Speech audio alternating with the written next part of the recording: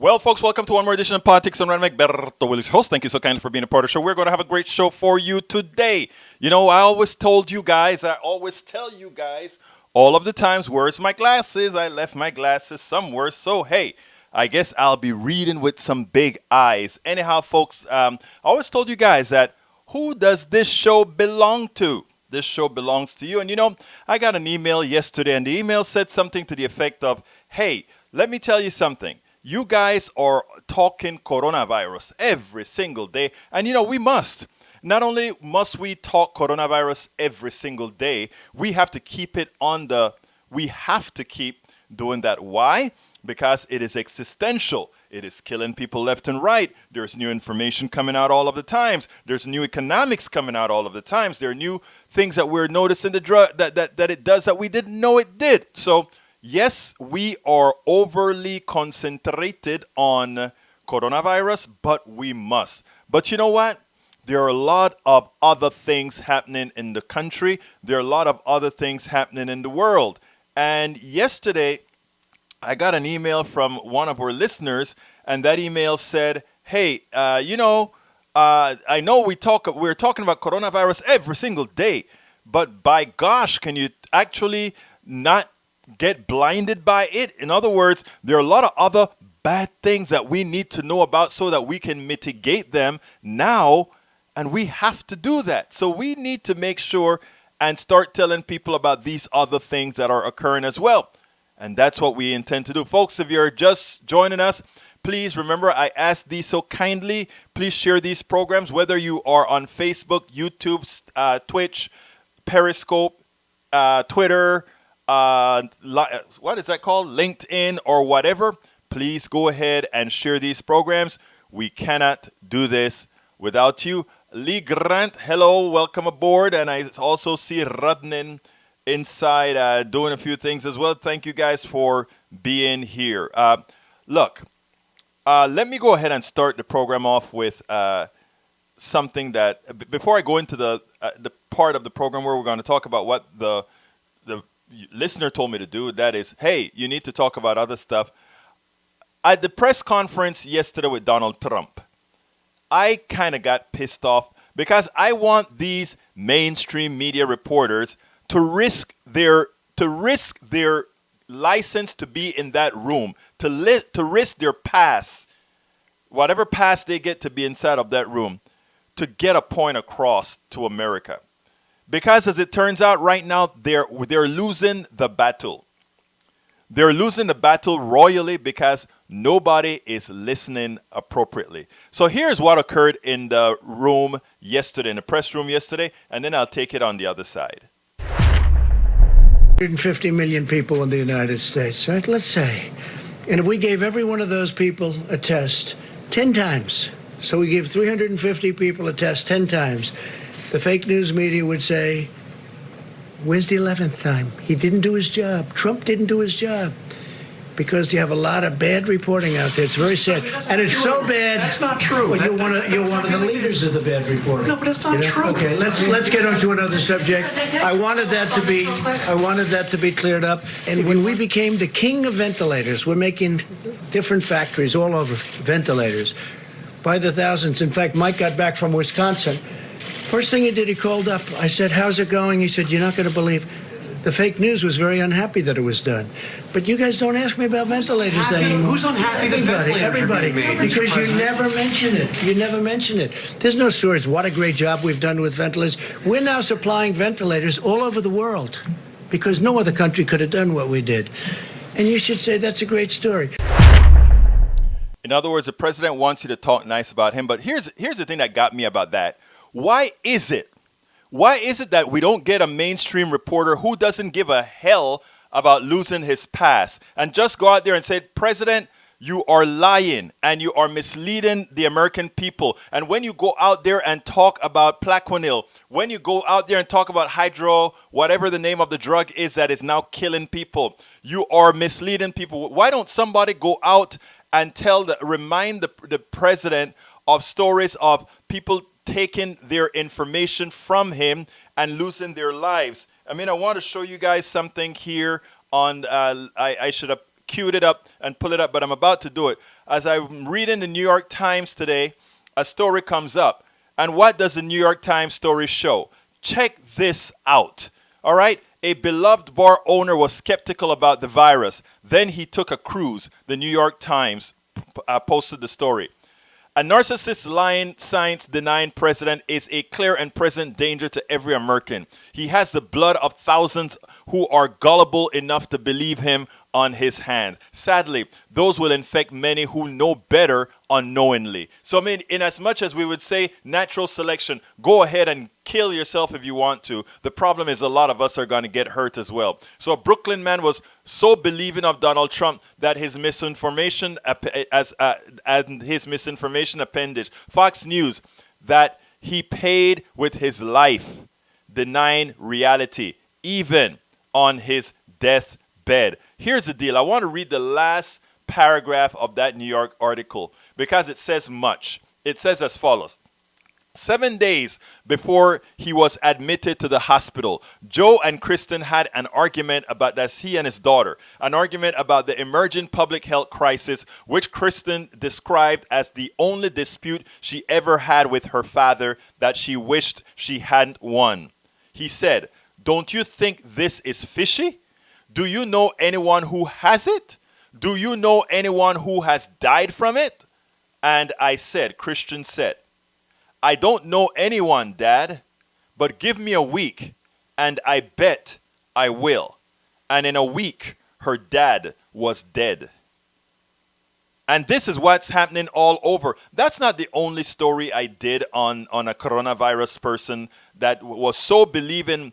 There was an article that I did. It was covered on MSNBC or CNN that this particular couple went on a trip because the governor of Florida said, "Oh, it's okay to go on a trip." So they go. They come back. They're stuck on ocean for a long, long time. One of them, they come back sick. A few of them died. These things have consequences. They have consequences. There's another story that I did yesterday, I think. Dad killed. Here's this one. Dad killed by coronavirus after dismissing as BS lockdown as a political ploy. Come on now. The thing about it is when you develop trust in a particular source, that trust can take you quite a bit to death. Now, it turns out that Jim Jones got 900 plus people killed in Guyana. Here's the deal. Donald Trump has killed orders of magnitude so far more than that.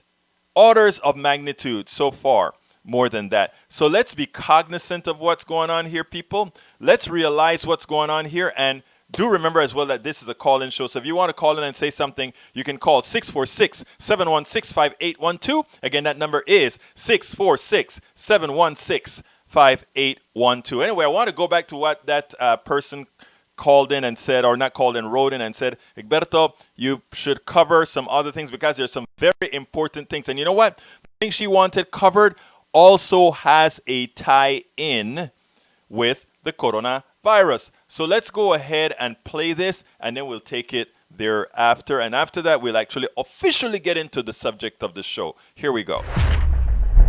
With much of the world shut down, the environment around us has had a chance to change, albeit temporarily. Air pollution has dropped to unprecedented levels in Los Angeles and across the world. Earlier this month, LA, a city that skyline is normally clouded with smog, registered some of the cleanest air in any major city in the world. And with less traffic, wildlife is roaming in city centers. Scientists say it is all short term, with air pollution expected to return to its previous levels once the global lockdown is lifted. The pandemic is not stopping the White House, though, from reducing environmental protections. In the past month, the Trump administration has rolled back rules on car pollution and air quality. Just to put this in perspective, I think by the New York Times count, we're now at nearly 100 environmental rollbacks that this administration has overseen. But the last month may very well have been the most consequential in all 3 years of this administration. And, against the backdrop of a respiratory disease that has gripped this nation and caused a global economy to shut down, we are now seeing regulatory rollbacks from EPA that bear on that direct type of air pollution that could actually be exacerbating outcomes from coronavirus. So you put up on the screen some headlines around the recently finalized car rule rollback, which had been projected to save thousands of lives from reduced air pollutants like soot and smog. Last week, the administration rolled back its mercury and air toxic regulation, which was projected to cause to net more than $90 billion in benefits from reduced air pollution and from improvements to neurological disorders caused by mercury.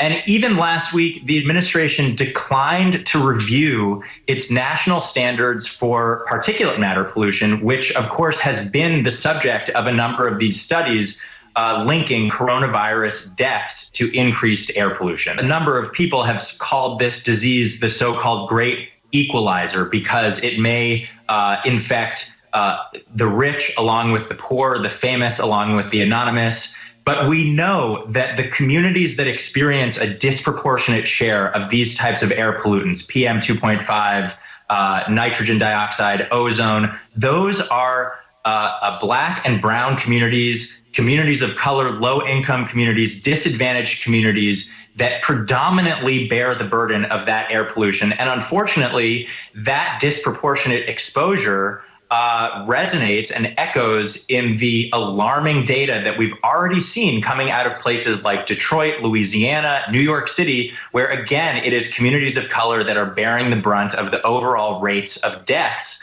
from this disease. Jake Levine, thank you so much for coming on and bringing this to our attention. Stories like this matter so much, and unfortunately, they get buried with the daily onslaught of coronavirus news. Again, though, they are interconnected.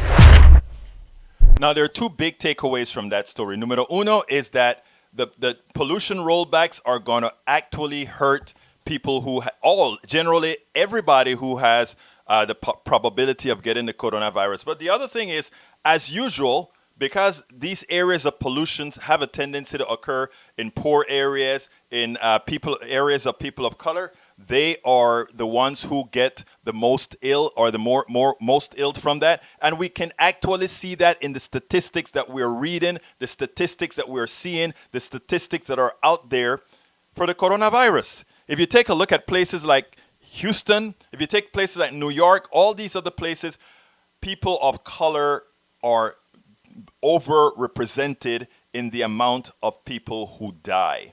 And as they continue with the analysis, we're going to see that more frequently. Anyhow, the title of the show today is They Need Your Work, Demand Medicare for All, and a Real Safety Net. Part 2. De par dos. Why? Because yesterday we hadn't integrated Medicare for All and why people shouldn't go back to work and why people will be hesitant to go back to work because of much. And I want to really talk about that in detail.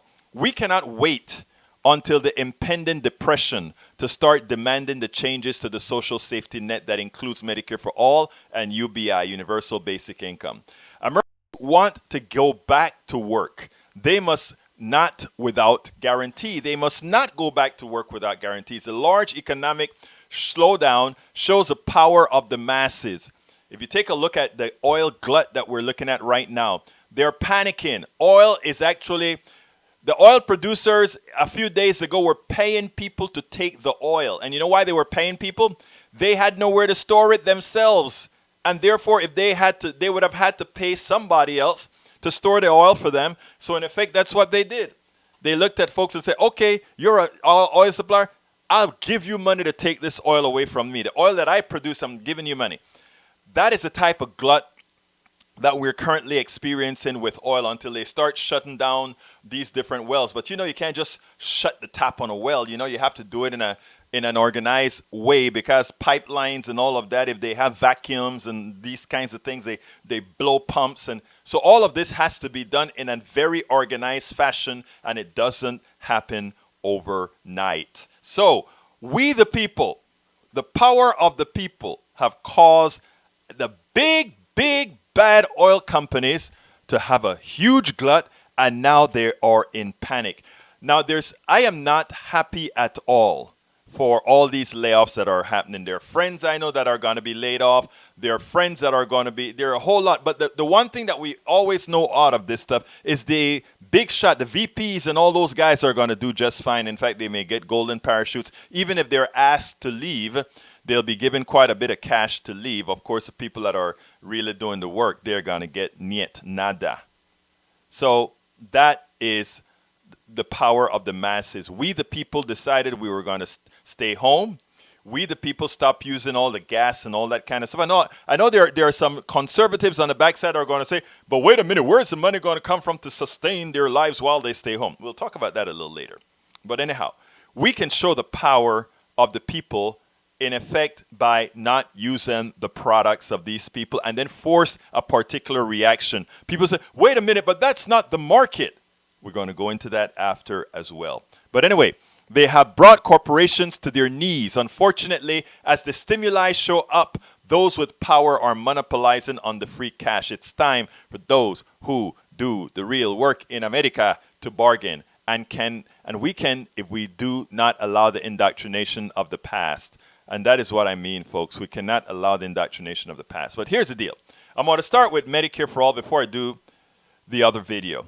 Well, I tell you what.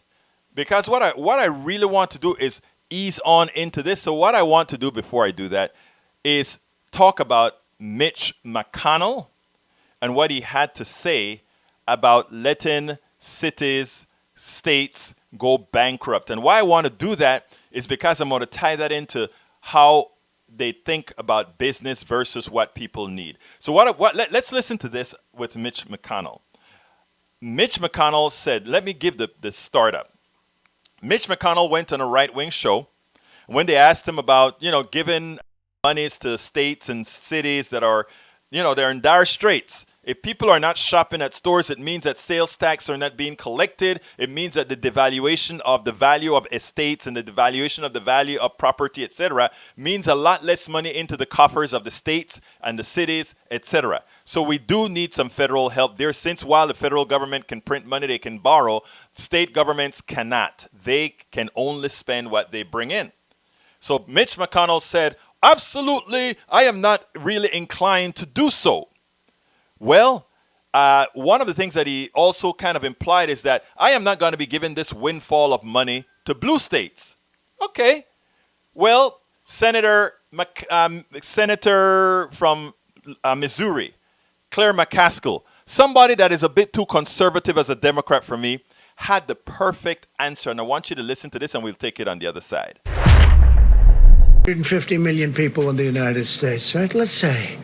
And if we gave every one of those people a test 10 times, so we give 350 people a test 10 times, the fake news media would say, where's the 11th time? He didn't do his job. Trump didn't do his job. Well, I'm so glad you're going to give me a chance to get a piece of Mitch McConnell on this. He is a political animal through and through. Political power is what he cares about. It's what's motivated him. It's the only thing that has motivated him his entire life. So he was playing political games very irresponsibly. And you know the thing that really burns me about this? Mitch McConnell, his state, takes almost $150 billion from the federal government, more than the people of Kentucky pay the federal government. $150 billion they get. You know what New York does? New York gives the federal government over $100 billion of money they don't get back. So for Mitch McConnell to want to lecture, and if you look at the states that are largest donor states to these states like Kentucky, where they're taking in more federal money than they're paid in federal taxes, it is New York. It is New Jersey. It is Connecticut. It is the state of Washington. It is the state of Illinois. These are the favorite targets of Mitch McConnell and, frankly, the president. And those are the states that are giving more so other states can have more than they pay in. The notion that he thinks they need to be left by the side of the road, is so unfair. And Mitch McConnell is already in some trouble in Kentucky. This ought to get him in more trouble around the country. People ought to get really even more focused on taking him out of power and the Democrats taking over the Senate. Let me tell you first, I want to corroborate what she said because I've written about that many times. The red states, if you're living in a red state, more than likely you are a welfare state, which means Kentucky, Alabama, Mississippi, Louisiana, all these states pay less, give less to the federal government than they take out. In other words, the states like New York, California, Washington, they all put more money into the federal government so that that money can be transferred to these welfare states. So we have an interesting dynamic here, and the dynamic goes this way. These welfare state senators, in other words, senators that represent welfare states, senators that don't collect enough taxes in their own states to pay their own bills, senators that don't educate their people, senators that don't do all the things that these blue states do. Again, let's be clear here, okay? When the new tax law was passed by Trump, let me tell you what happened. They went ahead and stopped allowing these states from deducting a whole big percentage of their income taxes. They stopped allowing a lot of these states from deducting certain parts of their what again? Of their sales taxes. Now, what they don't tell you is that these states have all these high taxes because they invest in their people, right? They invest more in their people than these red states. So these people are in general more productive and they produce more. And that productivity shows up in the amount of taxes they pay.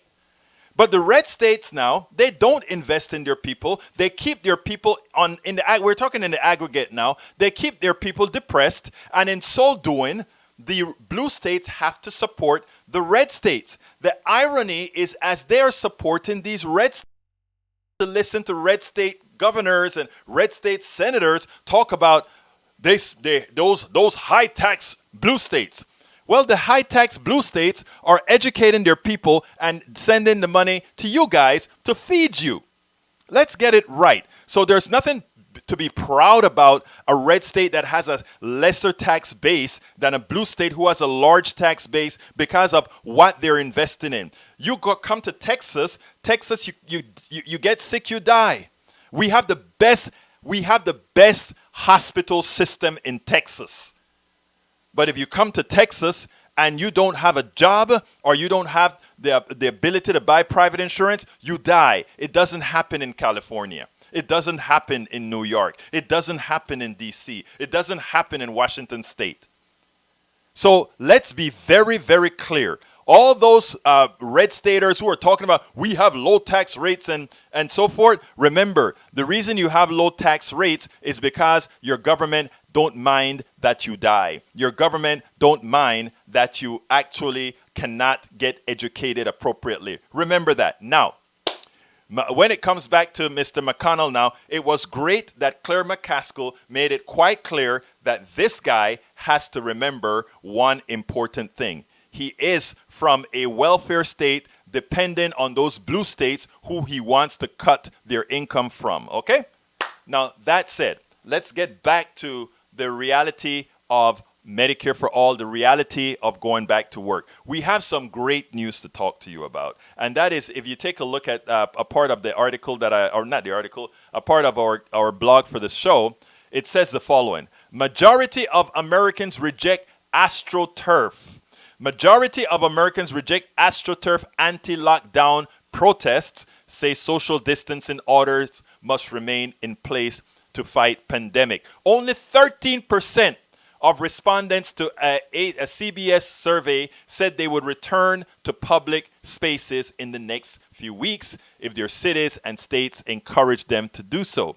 So, Senor Georgia, sorry, you can open the salons, you can open all these things. The people ain't going. You can open the theaters, the people ain't going. You can open the restaurants, the people ain't going. Until the government does its job and take care of testing, until the government does its job and make sure that they have valid information. Maybe they have a way to even if they don't have a vaccine, if they already have some therapeutics to keep people alive as they get through this virus. Anyway, it says, despite wall-to-wall corporate media coverage of anti-social distancing demonstrations in Michigan, Texas, and other parts of the U.S., new polling from CBS News show that vast majority of Americans oppose it. And I want to warn you, this is the same thing they did with the Tea Party. They created a false movement, and then the movement built on itself because Americans are succumb to peer pressure so often. And that is the one thing that we have to watch. And as much as we know it's very small right now, as people, let me tell you, and we're going to get into Medicare for all, but I need to get this out. Let me tell you what the right wing is banking on. It's all, and I need to tie this together to you guys very well. The reason McConnell does not want to help states, the reason McConnell and the Republicans do not want to give any more supplies or any more food stamps, or they don't want to give it pass the bill that includes money for food, include money to keep people at home longer, includes UBI until we find a cure for this thing or until we are able to mitigate it. The reason he does not want that is because if that occurs, numero uno, people are going to, yes, have to go back to work, but they are also going to expect more. They are also going to start looking into where all these things are going. So they're all tied in why he does not want to pass these bills that makes lives better for people. But also, they want to put the people in pain. Why do they want to put the people in pain?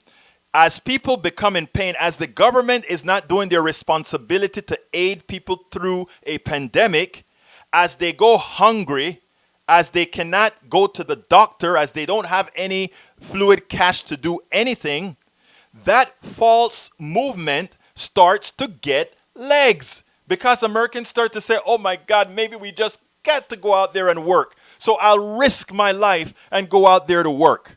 So they kill two birds with one stone. They don't let go any money to the populace at large, which means the masters don't have to get more money. And numero dos, people go out there and work, kill themselves as they enrich the plutocracy. It's masterful.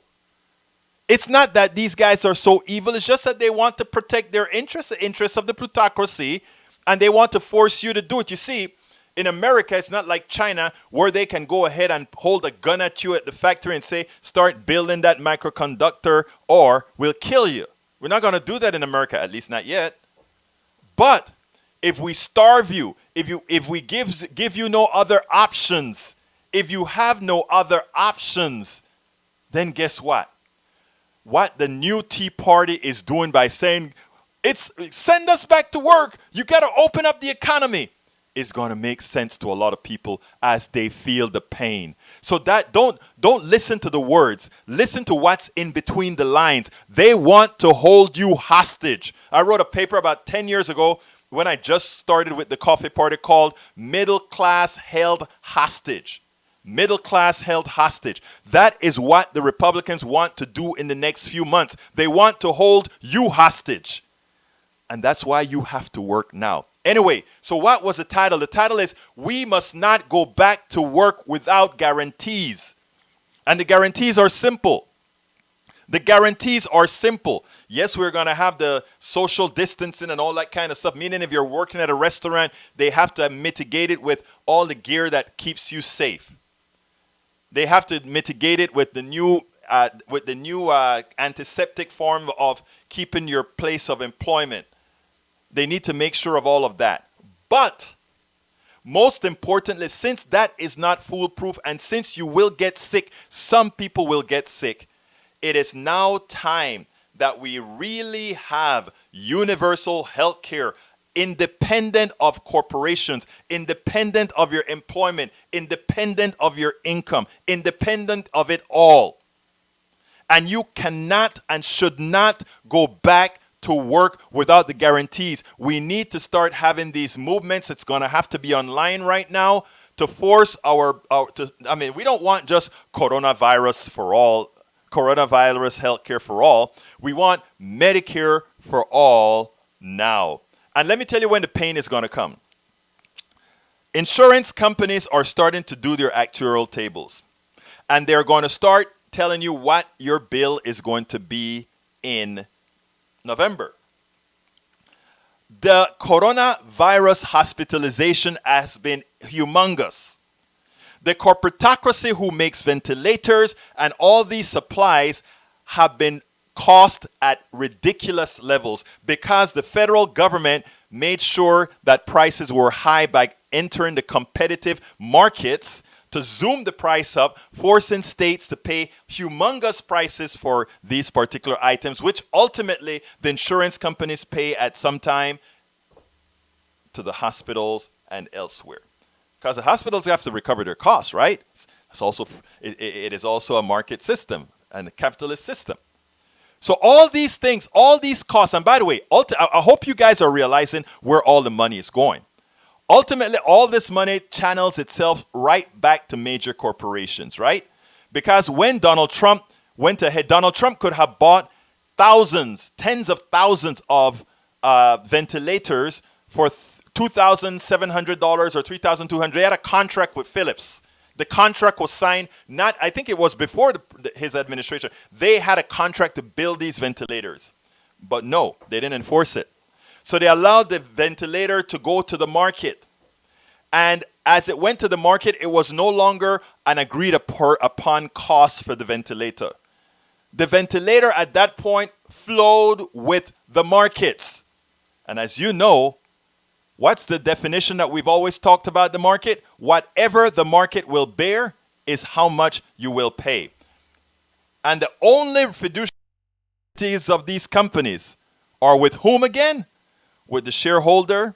And who protects the shareholders and get paid to do so? The executives. So those are the only people. This coronavirus problem enriched a whole bunch of people because what, with the help of Donald Trump, they did is they went ahead and got all your costs increased, and that is coming back to you. You are going to have to come back and pay for all of this. And when is it going to happen?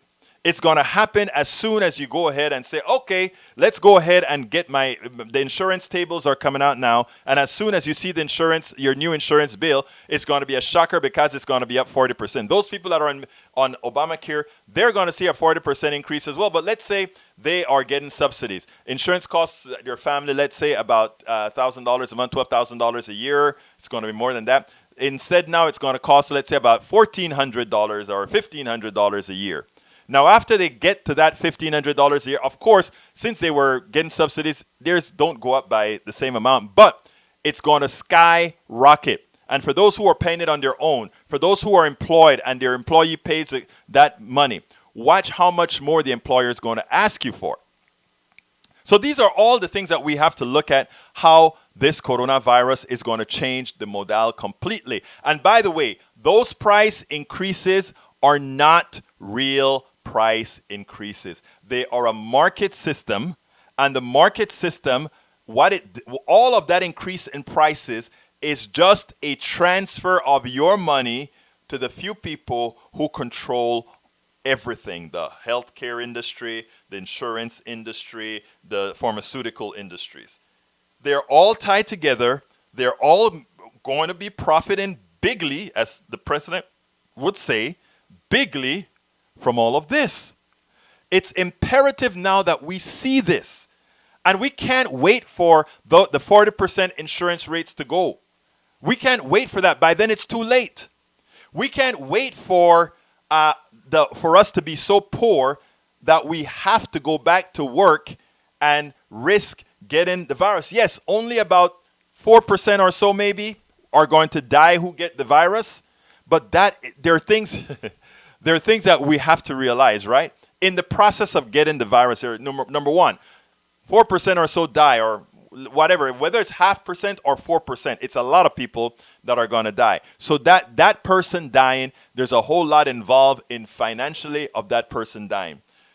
But the person that probably is in more trouble is the person who gets it and lives. That 20% that gets it and lives sick. Because then They have that ongoing cost that they're responsible for. So when they tell you, oh, the death rate is low, but you may get sick real bad. Yeah, but when you get sick and that bill has to be paid, all of that payment is going, again, your transfer of your wealth, because you're not going to be paying for what it really costs. You're going to be paying what the corporations say the market will bear. And that's what you're going to pay. So it's imperative, people, that we don't sit back and wait for this to happen. All of you should be calling your representatives and saying, what we want now is Medicare for all, and we need to start having this stuff balloon. By the way, that is one of the reasons you need to be sharing these programs, right? So that this message would get to a lot of people, because a lot of people are going to wait. They're going to wait for something to happen. And by the time they wait for something to happen and asking Congress to solve it, it is too late. Because the solution that you get is nothing more than a band-aid solution. And that is what we have to run from. And young people that are listening, a lot of you listen on the podcast, please find out who your representative is, find out who your senator is, because that is where the ball has to get rolling. We have to come out there, and people have to start telling their stories. I've been asking people, whenever you have a story to tell, we have people here that have told me their stories and that have even done shows with their story. I see Rose Williams in here. Rose did a whole story on her ordeal in the medical system. We have to get busy ourselves. We can't wait for something to happen. Everybody's home right now, and a lot of people are sitting down there twiddling their fingers, and what they're saying to themselves is, I wonder what is Congress going to do to help me? I wonder what is Congress going to do to help the situation? I don't want you to sit back at home and say, I wonder what Congress is going to do to help me. I want you to do what I did when I called my one-eyed congressperson. Sounds bad to say that, but it's a term of endearment in this case. Hey, what we need you to do is pass Medicare for all, because if we don't do that, your constituency, and I can go ahead and show that your constituency will be in dire straits. So everybody that's listening to this, whether live or on podcast, I beg of thee, don't wait. Do not wait. Everyone should be calling your representative multiple times, many times. You should also be writing op-eds, in not necessarily op-eds, but just write something to the Chronicle or write something to your daily local paper and start activating people. Start telling the stories that you hear here. Tell these stories in your local newspaper so that people start thinking, oh, that can happen to me. Oh my God, what if that happens to me? You have to let people feel like they have a skin in the game. People have to realize that this can happen to them and not wait for it to happen to them, but that this will and can happen to them. Then they'll act. Then you'll start to build allies. The way the Powell Manifesto was written, right? The Powell Manifesto wasn't written to go ahead and tell you exactly what is wrong with the system, or the Powell Manifesto wasn't written to tell you, oh, just do this. The Powell Manifesto realized that it had to infiltrate everywhere. It had to infiltrate your churches. It had to infiltrate your schools. It had to infiltrate your places of socialization. It had to infiltrate everywhere. Now, the people that it worked with are those people that are generally easily convinced of things. Yes, they're gullible, but there are some psychological cues that they can use. For some people, they use fear. In other words, for a group of white people, they may say, hey, them black folk and them brown folks are coming to get you. If you don't start sticking up for your own, then that is going to happen. That is how it is revealed to some people. For another group of people, it is like, oh, well, those people are going to come in and they're going to give you diseases. I mean, there are so many different forms that they get to that part of your brain that institutes fear. And if you are fearful, you're likely to do certain things that you would never otherwise do. Creating fear based on ridiculous notions. Creating fears based on things that make no sense. It's just like the wearing the masks right now. I saw in our county, the county commissioner has says everybody must wear a mask. They're over 10 years old. It's interesting. I think they should have everybody, even the 10-year-olds should be wearing masks. But anyhow, and what do people are saying, oh, you're taking my freedom away. But it had nothing to do with taking your freedom away. as a person said on Facebook, said, hey, but I've been watching everybody wear masks. Now, how comes now that Lina Hidalgo says that you have to wear masks? That's our commissioner, youngest commissioner, most powerful person in the Houston County, 29 years old. I'm so proud of. We have a 29-year-old Latina born in another country who is running Harris County, the entire Harris County, the second biggest county in the darn country. Wow, I think that's great. It speaks well of our area. But anyhow, all of that. Those are psychological ploys to start priming the electorate to have something against this person, so that when election time comes in 26, they can have a plausible reason to get rid of her. You have to understand how the Powell Manifesto was put together.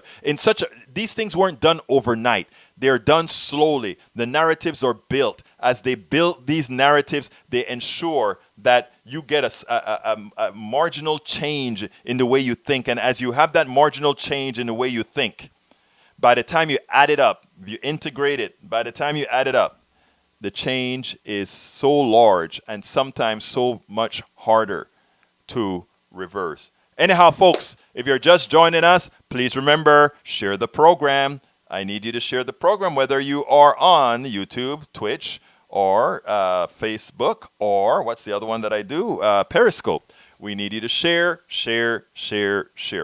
Anyhow, let me go ahead. We only have about 15 minutes left, so let me go ahead and go into the channel and see what you guys are talking about.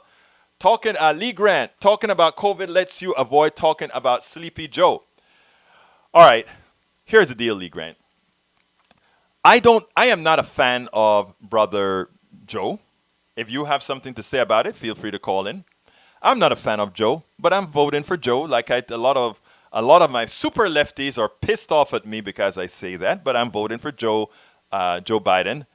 Joe Biden is a neoliberal like any other neoliberal. But you know what?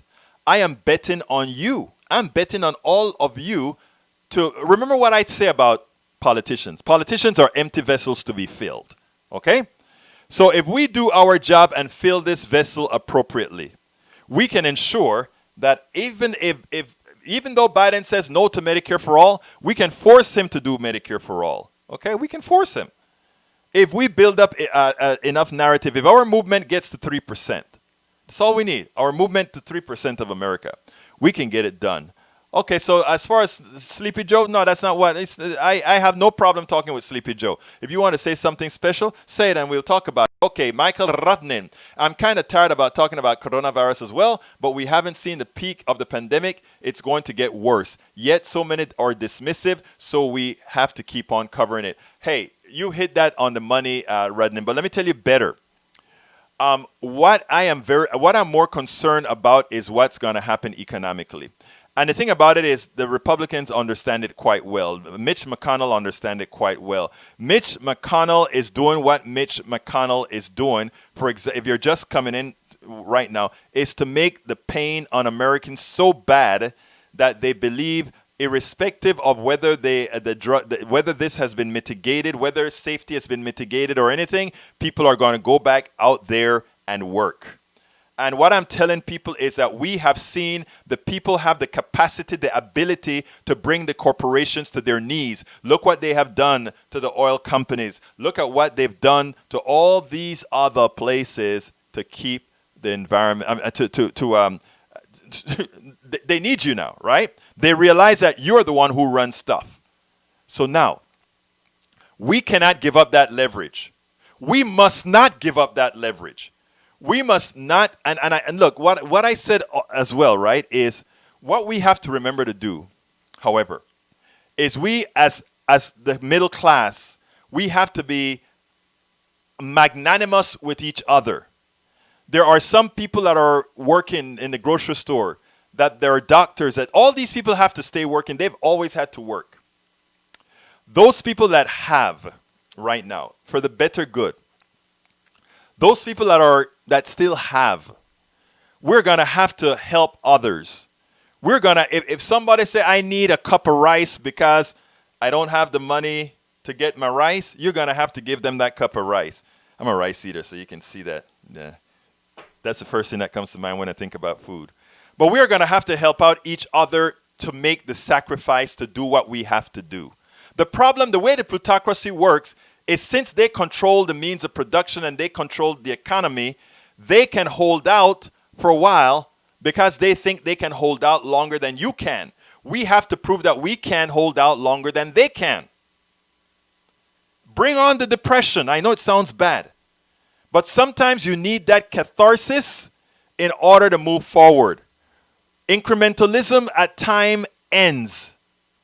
And what I'm trying to tell you is we have shown that we make a difference.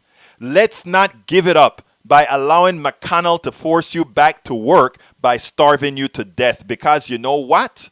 Before he starves you to death, enough people should react. So, again, the one thing we have to be with each other. If somebody come to you and say, hey, I don't have the food for my kid right now and I don't have the money for this right now, and you have an extra few dollars, let it flow and help. Because to win this battle against the plutocracy, we got to do it together. Let's say Michael Rodnin says, every American needs to coronavirus test 3 times. That is true because you need to test, you need one to verify the results, and you need one to figure out if you are still contagious. And then if you're still contagious, of course, you need more than the 3. Hey, Norman Reynolds. Actually, let me tell everybody hi. Lee Grant, welcome aboard. Norman Reynolds, Michael Rodnin, John Meeks, welcome aboard. I don't have all my YouTube folks aren't commenting today. I'm shocked. Bruce Pollard, Rose Williams, welcome aboard. Okay, let me start reading these things real quickly because I'm running out of time. All right. Fact check. Blue high tax states fund red low tax states. That is true. It's absolute fact. Hello, Rose.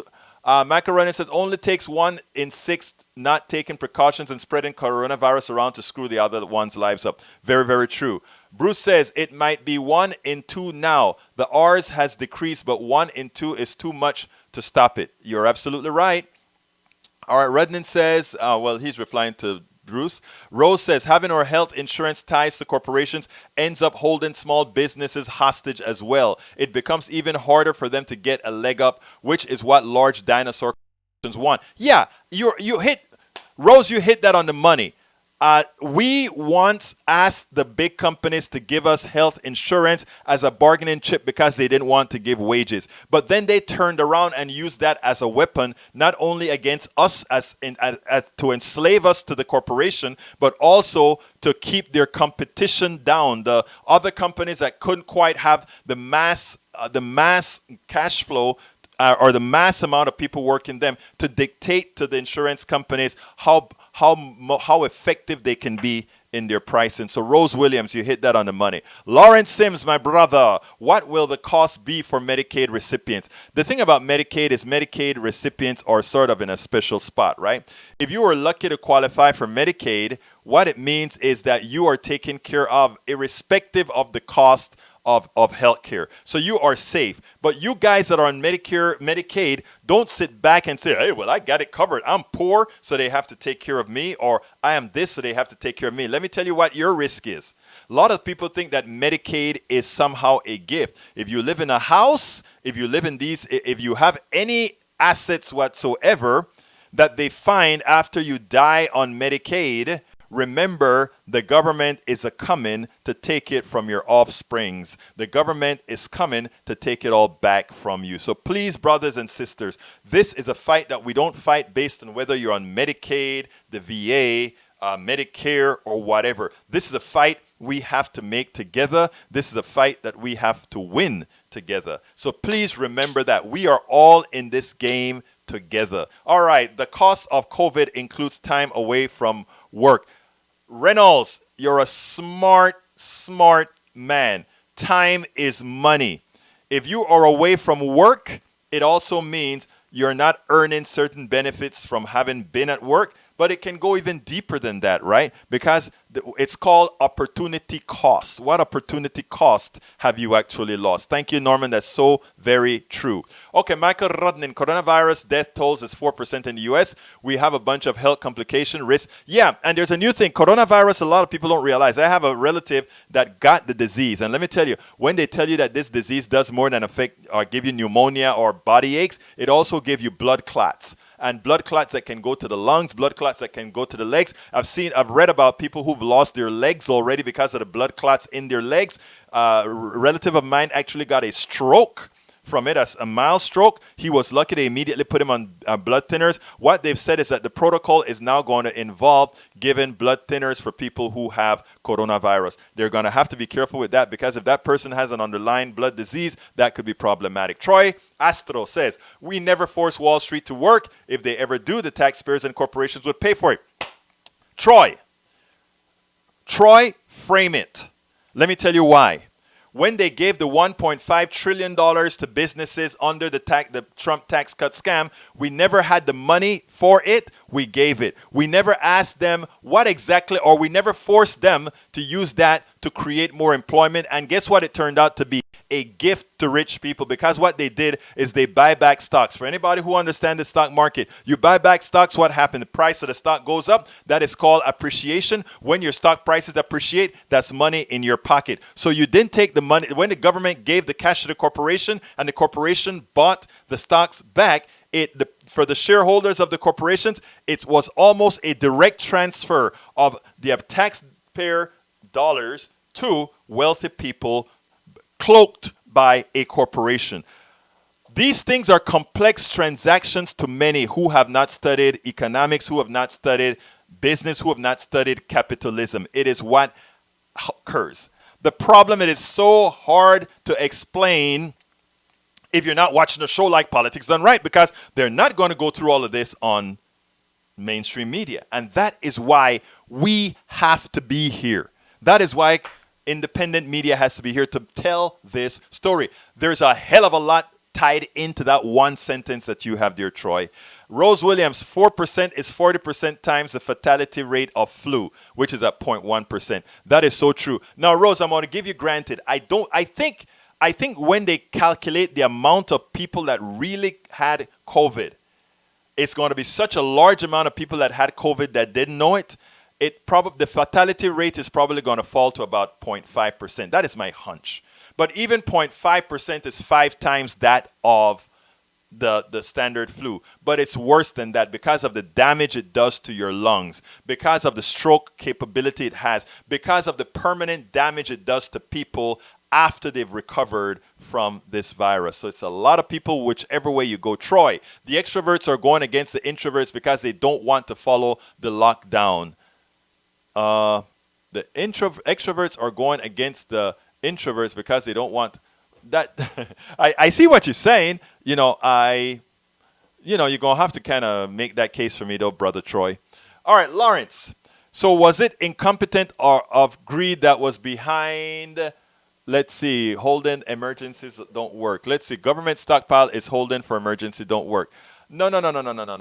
Yeah, that was terrible, right? But these things, look, if the thing about it is, right, when you hold products in stockpiles, it is inefficient in the business world. But in a government world, it is a necessity. It's also a necessity to maintain them in a business world. You say you call your bets in, right? If whatever stockpile we have, we don't necessarily make sure that all of it is working. We just kind of sample it and make sure some work, and it's okay. In the government world where things have to be 100%, you go ahead and you say, okay, we will go ahead and invest in this. There's no return unless you have a pandemic. But when you have a pandemic and there's return, you save your economy. It's ridiculous. Okay, Troy Astro, freedom, this is serious. Get a mask and buy a...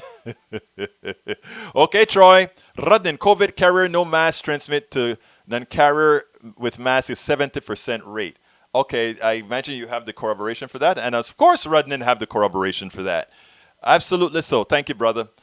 Folks, I want you guys, when you're inside of our chat room, Remember who is our number one researcher in here? El Señor Michael Rodnin. He always gets those links, and he's always ready with those links. Thank you, brother. It's important. At the end of the show, a lot of times I go over and take a look at those links. Okay. Michael Rand said, an economic depression is coming. No need to be happy about it. We have to ride this pandemic, then turn things around come October. And yes, this is going to go on for that long. Yeah, but it's not about being happy about a depression. Nobody better be happy about a depression.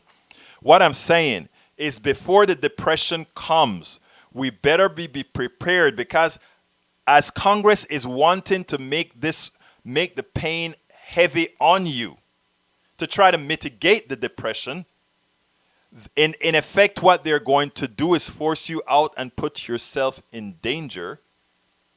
And at the same time, you have no recompense, right? So again, we have to do now. Fight for Medicare for all. Fight for basic income. All these things we got to do now. Okay, an economic depression. Oh, I read that one. Yep, we're all in this together, and extending Medicaid will be a backup plan while fighting for Medicare for all. Hey, I don't have a problem with that, Lawrence Sims. I don't care as long as people's bills get paid. Okay, 2.7 without full coverage data. Bruce, I'm not sure what that is. You may want to expand on that for me. Funny how nobody questions having the huge weapon stockpile. Oh, wow. You know something? And I hadn't questioned it either, Rose. But that's a damn good point. That's a damn good point. We are holding all these weapons for a rainy day, right? Rose, how comes I never thought about that before? You're so right. You're so right. Okay, but then again, it's government who is holding the weapons, not the private sector. That's probably why I didn't bring that up. Okay, Troy Astro, introverts don't mind being alone. Extroverts, oh, you know what, Troy? Based on an experience with a friend, I think you're absolutely right about that. Yeah, I see what you're saying now. You see, that last sentence was, that last simple sentence made the first simple sentence even simpler for us to get. Anyhow, we're at the end of the show, and I got to do what you know I got to do real quickly. Folks, this is a show that needs your support. Please go to store.politicsdoneright.com. That is store.politicsdoneright.com. If you go to store.politicsdoneright.com and get our cup, get our t-shirts. We have all kinds of t-shirts. And of course, as I see it, Class Warfare, the only resort to right-wing doom, is our book. That book, if you want to learn about all this stuff we talk about, the economy, in an easy way to understand that you can then be an authority on it and say, hey, this is how things work, I promise you that book shows you that. You can get that book at store.politicsdoneright.com if you want to eliminate the middleman or the middle person. And if you are like, I always buy my stuff at, so go to amazon.com and get the product. You can also go to amazon.com and get the book. Of course, you know, I've had my issues with weight, and got a scare couple of years ago, and here's the deal: lose weight and be fit now. I have this book as well. If you want to know how to do it, check it out. It worked for me. I tell you my tribulations. I don't hide anything. I just tell you the good that I did, the bad that I did, all that kind of stuff, the overeating that I did, everything. All of that goes towards Politics Done Right, supporting Politics Done Right. So please go to store.politicsdoneright.com, store.politicsdoneright.com. But let me tell you what's the most important part of this whole thing. We need subscribers. Last night, I put out a notice on my Facebook group, said, hey guys, I need to get to 100 subscribers. Will you help me get to 100 subscribers tonight? And let me tell you, I was, as soon as I put that link up, I was at 99 subscribers, okay? I was at 99 subscribers. And right away, a kind listener immediately went ahead and went to patreon.com/politicsdoneright. That is patreon.com/politicsdoneright, and became the 100th subscriber. We need to get to 125 this month. Are you going to be the one that helped me get to 125 this month? Hey, it starts at a cup of less than a cup of coffee, guys. It starts at less than a cup of coffee. So why not support independent media that works for you, that makes sure that we keep people informed, that makes sure we keep enough people informed? Because you come in here and being informed is not enough, right? Because you are the choir. Those of you that didn't just stumble onto Politics Done Right, those of you that are here every day, you are the choir. You know the stuff, and we come out here to how do I like to say this? We come out here to feed each other and make sure each other are, we keep ourselves refreshed. That's what you have to do in the movement. Any of you who remember what movements are all about, you go ahead and a lot of times you need to be reconstitute yourself. That is what we do. But we also have to reach a lot of other people. When I talk to you about sharing, that's what I'm talking about. Share the program, share the program, share the program. Because we need to reach people that otherwise are not being reached. And you may have 20, 30, 40% of your friends that don't know a lot of this stuff.